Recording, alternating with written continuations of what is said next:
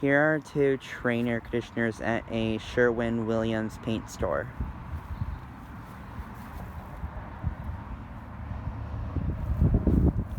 This is an XR12 from 2005. It's a 4-ton.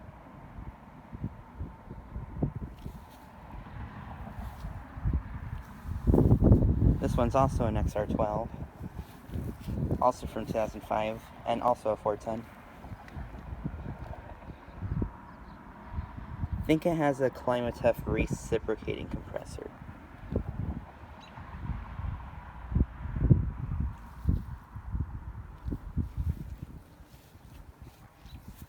I think they have GE fan motors. But yeah, these are nice units. Anyway, thanks for watching.